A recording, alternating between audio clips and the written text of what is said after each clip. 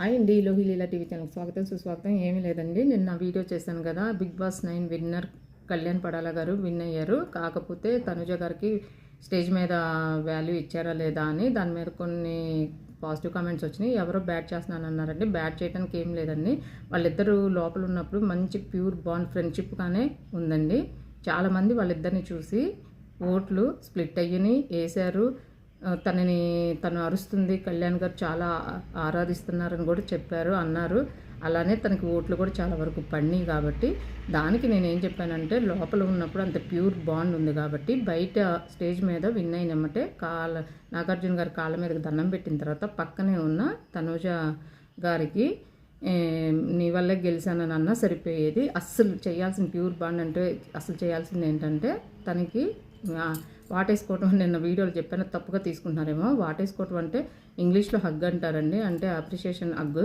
ఇప్పుడు వీళ్ళు ఏదైనా మంచి పని చేసుకుంటే ఒకరికొకరు హగ్లు ఇచ్చుకొని భుజం తట్టుకుంటారు కదండి, అలా తనకు హగ్ ఇచ్చి తన చేతిలో ఆ ట్రోఫీ పెట్టి, ఇది నీ వల్లే సాధ్యమైంది, మన మన బాండ్ ఇలాగే కొనసాగాలి అని చెప్పినా, లేదంటే తన చేతిలో పెట్టినా కూడా తను నిజంగా చెప్తున్నాను చాలా సంతోషపడేది. ఎందుకంటే తను చాలా కాన్ఫిడెంట్గా ఉంది, నేనే గెలుస్తాను అని చెప్పి. తనకు కొద్దిగా షాక్గానే ఉంది.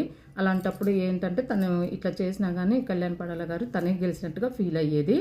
అందుకని చెప్పి నేను అన్నాను, దీంట్లో తప్పు పట్టడానికి ఏం లేదండి. ఇంకొకటి, నేను కళ్యాణ్ పడాల గారి వెనకాల లేడీస్ ఉన్నారు, ఎవరు మగోళ్ళు లేరు అన్నాను.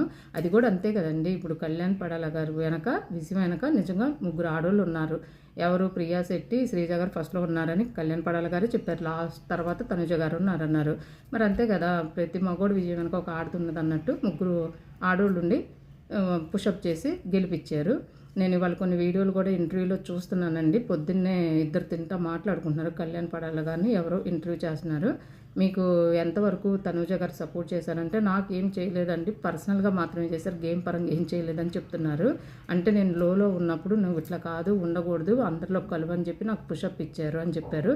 ఇప్పుడు మామూలుగా గేమ్ పరంగానే ఎందుకు చేయలేదండి, నేను చూశాను ఒక దాంట్లో గోడ కట్టే దాంట్లో రీతు గారు చాలామంది వాళ్ళందరినీ రిక్వెస్ట్ చేశారండి, నాకు గోడని పడగొట్టద్దు అని చెప్పి. లేదు, కళ్యాణ్ ఎవరైతే టార్గెట్ చేస్తారో నేను టార్గెట్ చేస్తూనే ఉంటానని డైరెక్ట్గా చెప్పి తనూజ గారు గోడని, రీతు గారు గోడని కొట్టారు. అప్పుడు కళ్యాణ్ పడాల గారు విన్ కూడా అయ్యారు.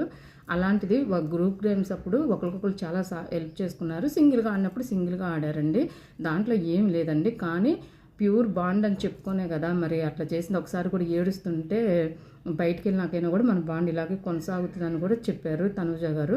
నాకు అట్లా మనసుకు అనిపించింది, నాకు అనిపించింది మాత్రమే నేను చేయగలుగుతాను. అట్లా వీడియో నచ్చితే సబ్స్క్రైబ్ చేసుకోండి, లైక్ చేసుకోండి, షేర్ చేయండి.